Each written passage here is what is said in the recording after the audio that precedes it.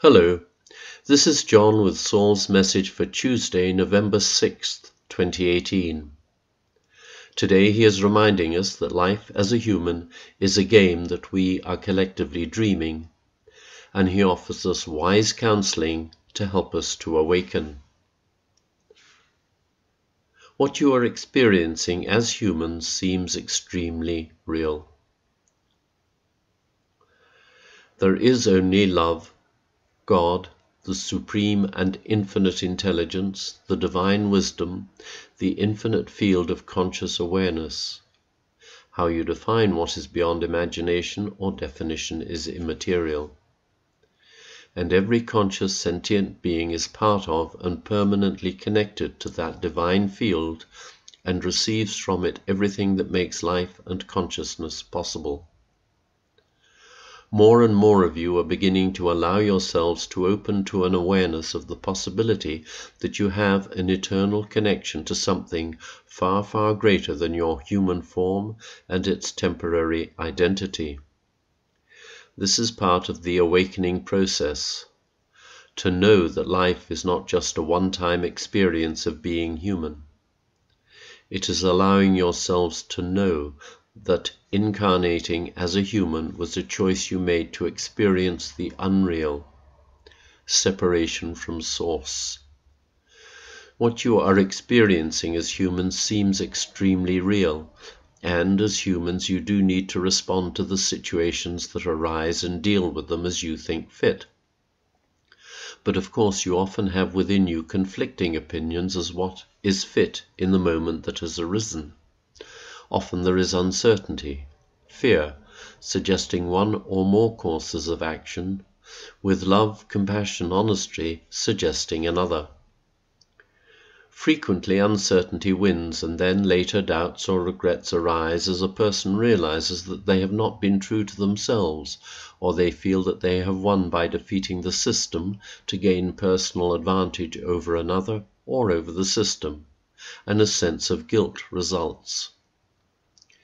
Life as a human is a game that you are dreaming, and games have rules. Deep within yourselves you know the rules. In fact, of course, there is only one rule. Be loving whatever arises, and you know it. But there is always the temptation to break the rules for personal gain, to cheat. Often doing that becomes habitual, and then a person's awareness of their lack of honesty and integrity gets lost or forgotten. And should they get called on it, the common response is, well, everyone else is doing it. Before incarnating, you planned a path for yourselves very carefully and wisely, so that the lessons that you had chosen to learn would be presented to you at the most appropriate moment. But when you game the system, as many of you have been doing, you do not recognize that the lessons being presented to you are lessons you have wisely chosen to experience. You don't even realize that they are lessons, and you think that you are being treated unfairly, or that life itself is unfair. With that attitude firmly in place, it is extremely difficult for you to find your purpose in life, and you may end up convinced that it has no purpose and decide to get what you can out of it regardless of ethics, because life is a one-time event and it is your right and duty to take care of yourself, of number one. The downside to holding this attitude, and it is an enormous downside, is that one can never find peace, contentment, or happiness. One's life is spent basically at war, operating from fear and forever preparing for attack and betrayal, as a person seeks safety in wealth, power, and influence over others. You all know people who live in an almost constant state of fear, blaming others for their misery, and constantly ready to engage in conflict because they believe it is essential for their survival. People who live like this have great difficulty with love. They form relationships that always seem to end in bitterness and betrayal, which confirms for them that love is illusory.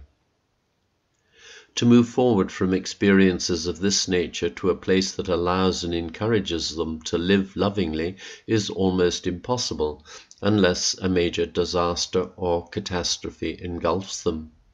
and many do experience such events, often more than once, as their true selves attempt to shake them up and guide them towards sanity.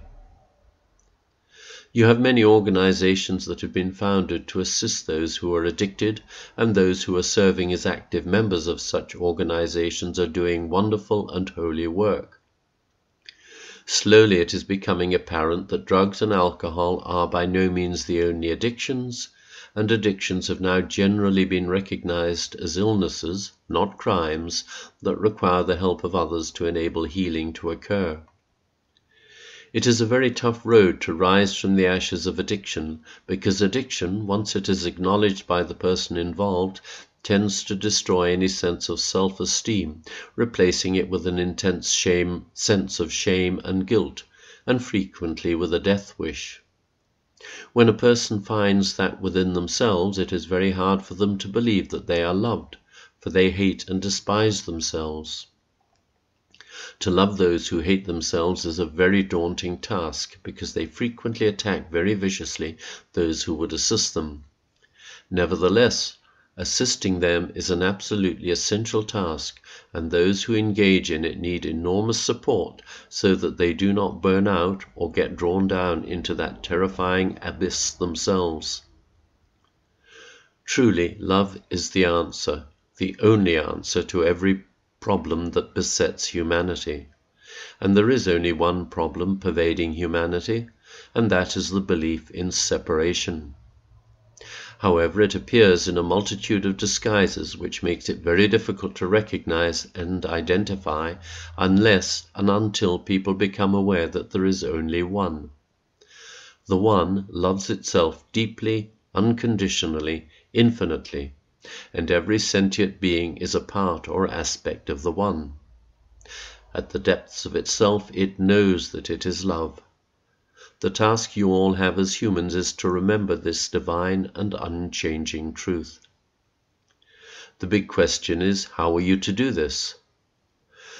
This is, in truth, the only question that you need ask, and you need to ask it of yourselves, because others cannot answer it for you. Others can offer guidance or pointers, but only you can answer it. And of course, the answer lies already within you. To find it, you need to enter your inner space, that place of peace, that holy sanctuary where love resides in every moment, waiting with infinite patience for you to allow it to embrace you and show you how deeply loved you are. Going within and relaxing there, letting go of all your thoughts or concerns, helps you to find peace from the incessant mind chatter that, among other things, attempts to persuade you that you are guilty, unworthy, and even shameful. So remind yourselves that you are, as a human, playing a game, and that it is now time to bring the game to conclusion. Then rest there a while. Do this very consciously at least once a day, and remind yourselves that your true nature is love, and let go of your hold on judgment of yourselves or of others, and of any bitterness or resentment that arises. Forgive yourselves for having and holding on to those feelings, and accept that no punishment or restitution is due, because there is only love, which is utterly accepting and unconditional, and without judgment of any kind. It is your right to feel and savor the love in which you are held, the love that is your true nature and in which you have your eternal existence. And when you feel it, you will feel only unconditional love and compassion for all sentient life, as all judgment and blame dissolves, leaving you totally free and at peace. With so very much love, Saul.